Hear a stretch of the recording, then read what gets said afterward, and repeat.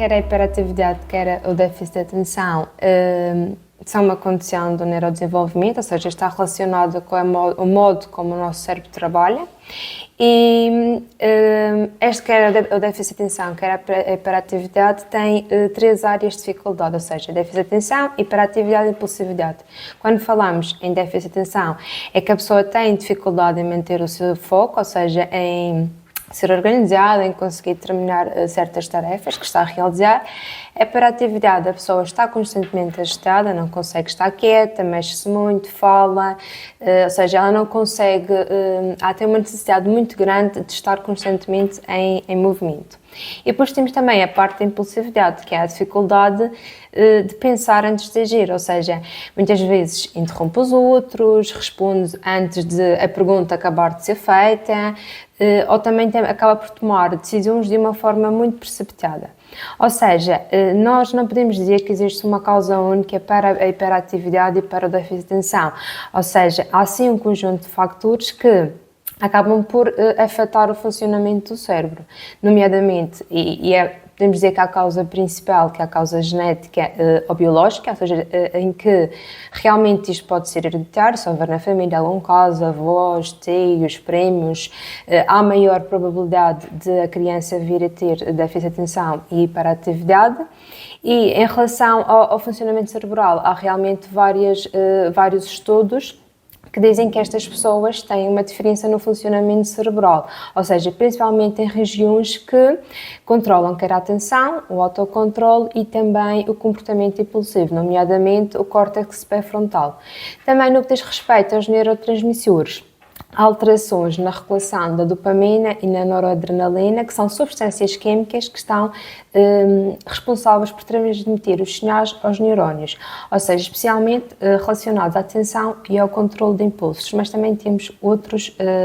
fatores, como por exemplo, durante a gravidez e o parto, se a criança durante a gravidez estiver exposta a álcool, a tabaco, a drogas, ou seja, se a mãe não tiver esse cuidado durante a gravidez, como também elevados níveis de stress ao longo deste tempo, como também vir a ter um parto prematuro, ter um baixo peso ao nascer, ou também ter algumas complicações no parto e vir a ter sofrimento fetal. Depois também temos os fatores ambientais, que são menos determinantes, mas também acabam por contribuir para que isto aconteça, nomeadamente haver um ambiente familiar bastante instável, a falta de sono, má alimentação, a exposição exagerada a ecrãs, ou seja, não quer dizer que os fatores ambientais por si só vão causar a hiperatividade e déficit de atenção, mas podem sim agravar os sintomas destes. E é também importante, acho que é importante reforçar a ideia de que muitas vezes nós temos a ideia de que maus hábitos ou os pais sem regras vão causar a hiperatividade. Não é nada disso. Podem sim dificultar o controle dos sintomas nestas patologias. A hiperatividade e o déficit de atenção não é uma doença, mas sim uma forma diferente do nosso cérebro trabalhar. Ou seja, quem tem hiperatividade e déficit de atenção pode ter uma vida completamente normal, mas pode sempre precisar de apoio em certas áreas, como por exemplo na escola, no trabalho e também nas relações pessoais.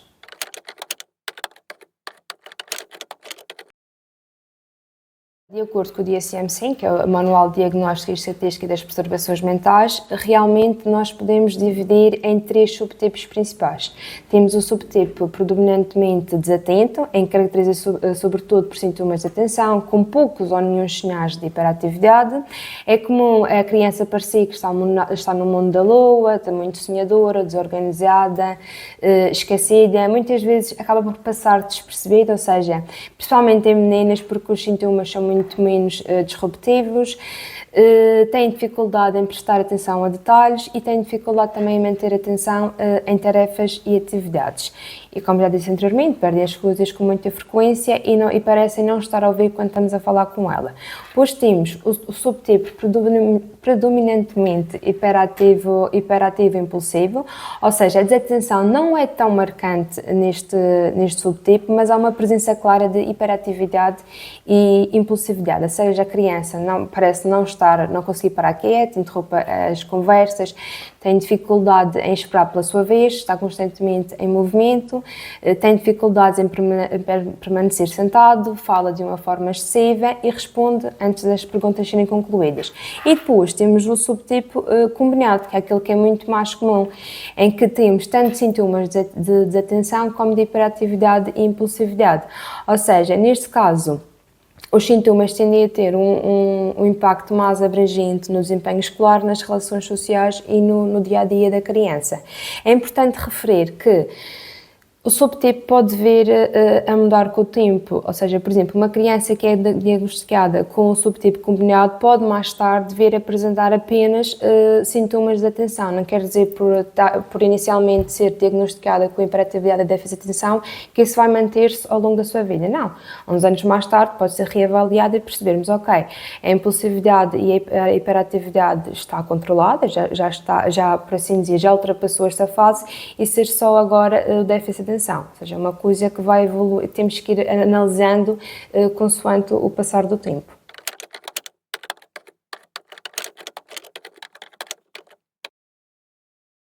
Ou seja, os sintomas acabam por variar muito de pessoa para pessoa, mas como disse anteriormente, eles podem se agrupar em 3 categorias, que são a desatenção, hiperatividade e impulsividade. Quando falamos em desatenção, alguns dos sinais típicos incluem manter a atenção, dificuldades em manter a atenção, por exemplo, atividades ou tarefas lúdicas, cometer erros em trabalhos escolares ou outras atividades, quando eles parecem que não estão a ouvir quando alguém está a falar diretamente para eles, dificuldades em seguir as instruções e determinar as tarefas, problemas também de organização, evitarem ou ficarem um bocado relutantes em fazer tarefas que sejam um bocadinho mais exigentes a nível mental, perder muitas vezes objetos com frequência, por exemplo, o material escolar é uma coisa que acontece bastante, haver muita distração fácil com os estímulos externos e esquecerem-se de atividades diárias, por exemplo, sabem que depois do jantar têm que lavar os dentes, mas é uma coisa que, sim, estou a dar um exemplo muito banal, mas que acontece frequentemente. Depois temos a hiperatividade, em que os comportamentos comuns são a inquietação, mexer com as mãos, balançar os pés, levantar-se em situações inapropriadas, correr ou escalar em momentos inadequados, dificuldades em brincar ou realizar atividades de uma forma calma, ou seja, para eles é tudo sempre a mil, ou seja, eles falam muito, é como se eles estivessem sempre com o motor ligado e não há aqui um momento de pausa. E na impulsividade, responder, por exemplo, antes da pergunta ser concluída, ter dificuldade em esperar pela sua vez para falar ou para fazer alguma parte da tarefa, interromper as conversas das outras pessoas e nos jogos e atividades com as outras crianças ou com os outros adultos fazem sempre comentários ou decisões sem pensar nas suas consequências, ou seja, são muito impulsivos e não pensam nas consequências das suas ações.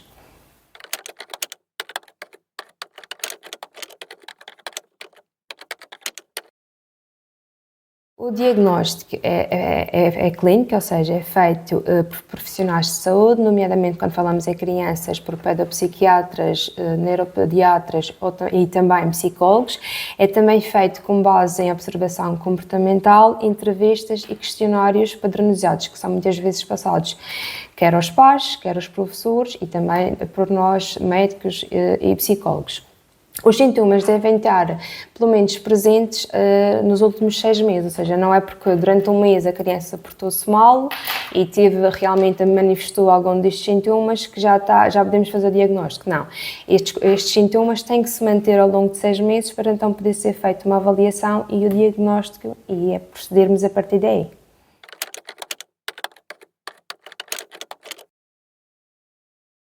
O tratamento é multidisciplinar, ou seja, tem que ser adaptado a cada pessoa, tendo em conta a idade, a gravidade dos sintomas e o contexto, seja escolar, familiar e social. E o nosso objetivo principal nesta abordagem multidisciplinar é ajudar a criança, ou também pode ser o adulto, mas neste caso estamos a falar de crianças, a desenvolver estratégias para lidar com os sintomas e melhorar o seu funcionamento no dia-a-dia, ou seja,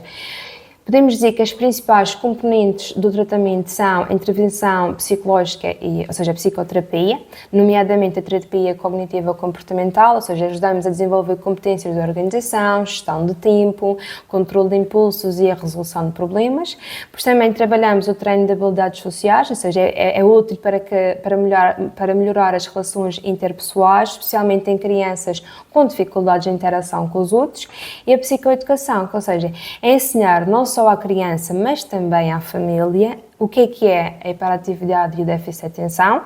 e como é que ela pode afetar como é que isto pode afetar o comportamento e ensinar a todos eles a lidar com os desafios diários, ou seja, não é só uma intervenção direcionada à criança, mas também à família, aos seus cuidadores, muitas vezes também aos professores, para que todos em equipa, por assim dizer, possamos ajudar a que a criança tenha uma melhor qualidade de vida e consiga ultrapassar estes desafios. Depois também temos o tratamento através da medicação, que é considerado seguro e é eficaz, especialmente em casos moderados a graves. E ele deve ser sempre prescrito e monitorizado por um médico, geralmente o pedopsiquiatra e o neuropediatra, mas essencialmente o pedopsiquiatra. Agora é muito comum ouvirmos falar do Rubifen, do Concerta, da Ritelina, que realmente são os medicamentos utilizados nestas patologias. Depois também temos a intervenção educativa escolar, que é adaptações no ambiente escolar, porque estas crianças precisam de algumas, não diria regalias, mas de alguns acertos no programa escolar, nomeadamente ter tempo extra para realizar os testes, ter um lugar estratégico na sala de aula, nomeadamente ficarem à frente, terem muitas vezes instruções mais claras do que os outros, haver uma colaboração bastante assertiva e bastante regular entre a escola, pais e os profissionais de saúde que acompanham a criança e também, caso seja necessário, apoio especializado para dificuldades de aprendizagem associadas. Pois também temos o apoio familiar, como já referi anteriormente, que é o treino parental, ou seja, trabalhar com os pais as estratégias de disciplina positiva, organização, a criação de rotinas, que é essencial, e também, em alguns casos, grupos de apoio para que os pais possam partilhar as suas experiências e também obter um pedacinho de orientação naquilo que estão a passar com a criança. É também fundamental que haja um bom estilo de vida e hábitos saudáveis, nomeadamente uma boa higiene de sono, uma alimentação equilibrada. É fundamental eles praticarem exercício físico para não é gastarem toda aquela energia que eles têm. Ou seja, um tratamento mais eficaz, neste caso, seja de hiperatividade ou déficit de atenção, é uma combinação de vários factores e de várias abordagens, seja, claro, muitas vezes inclui medicação, mas não quer dizer obrigatoriamente que tenha que incluir a medicação, ou seja, isso vai variar perante a avaliação, neste caso, médica.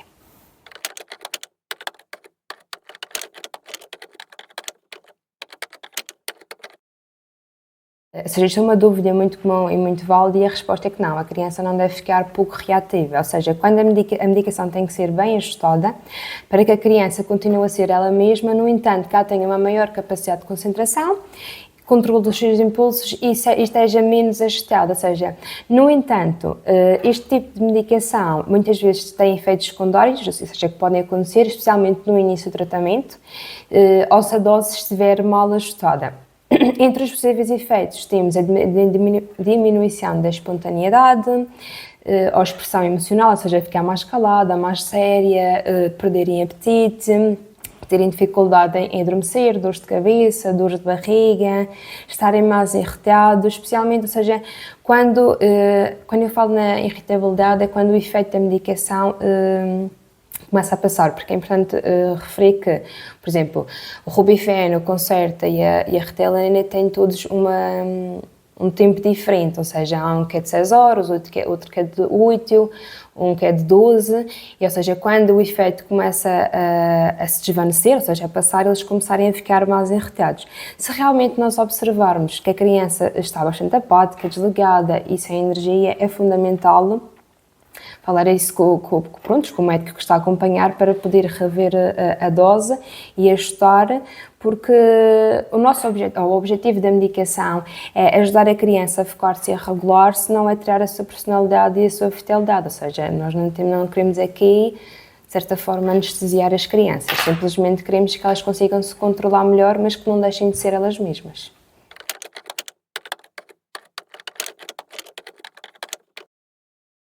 As implicações na escola podem ter tanto a nível académico como a nível comportamental e social, ou seja, elas vão variar conforme o subtipo, como já referi anteriormente, e a gravidade dos sintomas, mas os principais impactos podemos dizer que são as implicações académicas, a dificuldade em seguir instruções, completar as tarefas, manter o foco durante as aulas. São muito desorganizados por vezes, perdem os materiais, esquecem os trabalhos de casa, esquecem-se que têm testes, têm dificuldade em planear e gerir o seu tempo, o que prejudica o estudo e também cumprir os prazos, nomeadamente também conseguirem completar os testes no tempo esperado. Erros por distração que acabam por se tornar frequentes, mesmo quando eles sabem a matéria toda, acabam por ter estes erros porque eles são muito apressados e estão muito distraídos e não conseguem se focar como deve ser. Em alguns casos também as dificuldades de aprendizagem estão associadas à dislexia e à descalculia. Depois também temos as implicações comportamentais, que muitas das vezes é por estas que se percebe mais que alguma coisa não está bem, nomeadamente estão sempre a interromper na sala de aula, estão sempre a falar fora da hora, a levantar-se sem autorização, não conseguem esperar pela sua vez, podem ser muitas vezes vistos como os mal comportados ou preguiçosos, quando na verdade aquelas crianças estão apenas a lutar para se conseguirem autorregular, não é mau comportamento, não é preguiça, mas sim eles têm dificuldade em controlar aquilo que estão a sentir, e o que faz com que também haja um maior risco de terem conflitos com os professores e com os colegas. Depois também temos implicações sociais, e acho que isto é uma coisa bastante importante de falar, porque falamos sempre no desempenho académico, na interação com os outros, mas também há implicações sociais, que eles têm muita dificuldade em manter amizades, ou seja, porque eles são muito impulsivos e às vezes acabam por ter comportamentos intrusivos, mesmo com os colegas e com os professores. Têm muitas vezes baixa autoestima porque estão sempre a sentir que estão a falhar e estão a ser constantemente corrigidos. Claro, quando uma criança está a ser constantemente corrigida, e nós também, enquanto adultos, estamos sempre a levar na cabeça, como se costuma dizer, é claro que a nossa autoestima não vai estar no seu melhor. E também podem ser alvo de rejeição por parte dos colegas e também de bullying em alguns casos. Mas também temos que ver a parte positiva de todo este cenário, ou seja, da déficit de atenção e da hiperatividade, que estas crianças já são muito criativas, ou seja, se nós são criativas, são curiosas, têm bastante energia e muitas vezes têm um pensamento fora da caixa, ou seja, se nós conseguirmos orientá-los da melhor forma, eles podem acabar também por brilhar nos ambientes em que estão inseridos e valorizarmos as qualidades que eles têm, ou seja, não é só olhar para a componente negativa, mas também olhar para aquilo que eles têm de bom, saber orientá-los para que eles possam brilhar, claro, à sua maneira, mas que também possam sentir que são bons em alguma coisa e que são valorizados.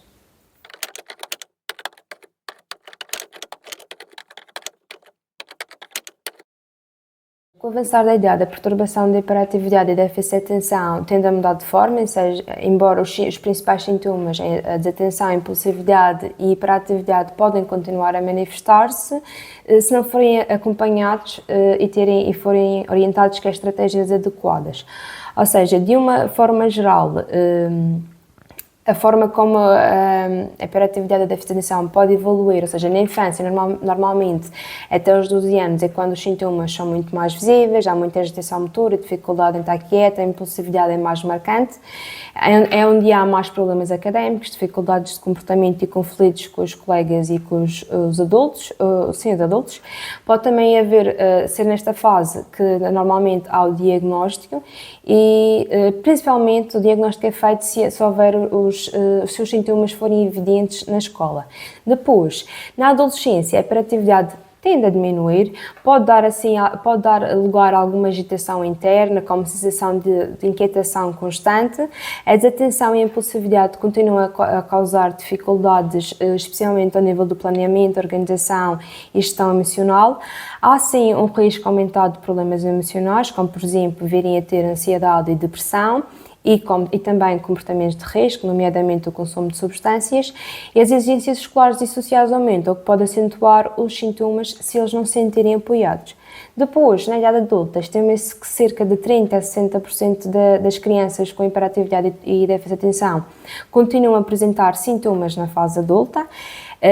A hiperatividade manifesta-se mais como dificuldade em relaxar-se e manter-se focado em vez de correr e mexer-se constantemente, ou seja, se antes eles estão sempre em movimento motor, por assim dizer, sempre a correr, sempre a saltar, sempre a se levantar. Neste caso, na idade adulta, eles têm mais dificuldade em relaxar e manter-se focados nas tarefas que estão a desenvolver. E os problemas mais comuns são a dificuldade em gerir tempos e prioridades, irritabilidade no trabalho e nas relações, são muito procrastinadores, esquecem-se dos compromissos, acabam por tomar decisões muito na base da impulsividade, por vezes mais na questão financeira, e muitos dos adultos que não foram diagnosticados em criança só se apercebem do padrão ao procurar ajuda por outras questões, nomeadamente muitas vezes procuram ajuda psicológica por ansiedade, burnout, depressão, e quando vamos a ver aquele adulto que nós temos em consulta tem hiperatividade ou déficit de atenção que nunca foi diagnosticado em criança. Isso também pode acontecer. Ou seja, a evolução com o tratamento, ou seja, se houver uma intervenção adequada, seja terapias, estratégias, medicação, elas aprendem por si só a gerir os sintomas de uma forma eficaz, e o foco do tratamento também acaba por mudar consoante a idade, ou seja, da regulação comportamental na infância para a gestão da atenção, da organização e das emoções na vida adulta. Nós, ao diagnosticarmos, não queremos pôr rótulos a ninguém, mas muitas vezes, ao diagnosticar, também a libertar a criança, o adulto. Isto porquê? Porque um diagnóstico adequado permite compreender o que é que está na origem de certas dificuldades e que nos permite aplicar estratégias e tratamentos que melhorem significativamente a qualidade de vida, ou seja, e reduzir os problemas secundários. As pessoas muitas vezes acham que um diagnóstico é um rótulo e é uma coisa má, mas não, muitas vezes é a compreensão de tudo aquilo que está a passar com a criança ou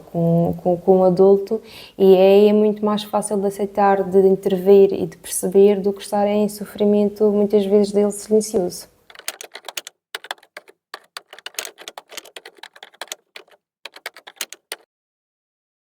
Pode gerar consequências significativas, quer a curto, quer a longo prazo, tanto a nível académico, social e profissional. Ou seja, baixo rendimento escolar. A criança pode ser rotulada como preguiçosa, desinteressada, mal comportada, quando na verdade ela tem dificuldades em se autorregular, e também pode vir a acumular lacunas na aprendizagem, desmotivação e sentimento de fracasso. Problemas também de autoestima, ou seja, o constante feedback negativo, como correções, castigos, críticas, humilhações, que também é uma coisa bastante frequente nestas situações, pode levar a baixa autoestima, sentimento de inadequação e muitas vezes à desistência escolar, ou seja, estão cansados de levar na cabeça, por assim dizer, e querem desistir da escola. Depois, nas dificuldades de relacionamentos, a impulsividade e a desatenção podem afetar a forma como a criança e o jovem interagem com os colegas e adultos, levando assim ao isolamento, rejeição e conflitos frequentes. Há também um maior risco de problemas psicológicos, nomeadamente ansiedade, depressão, perturbações de humor, entre outras tantas, e depois também, como já referi anteriormente, levar ao abuso de substâncias, especialmente na adolescência, porque eles veem como uma forma de se autocontrolarem, ou seja, acaba por ser um refúgio quando não são diagnosticados, ou seja, eles arranjam um escape para conseguirem sentir-se melhor, e claro que quando entram no caminho de consumo de substâncias, aí o problema torna-se muito, muito mais grave. o impacto na vida adulta, ou seja, sem diagnóstico, muitos adultos vivem com uma sensação de frustração constante, estão constantemente a lutar com a organização, produtividade, instabilidade laboral, dificuldades em manter relacionamentos, e eles podem passar efetivamente muitos anos sem conseguir perceber porque é que eles não funcionam como os outros, o que vai gerar sofrimento. Por isso é que é fundamental haver um diagnóstico precoce para que aquela pessoa consiga se adaptar ao longo de todas as suas etapas ao longo da vida, para que se sinta bem e tenha qualidade de vida e consiga ter boas relações, sentir-se integrado no contexto de trabalho, conseguir perceber aquilo que se está a passar com ele e não sentir-se inadequado, que acontece muitas vezes.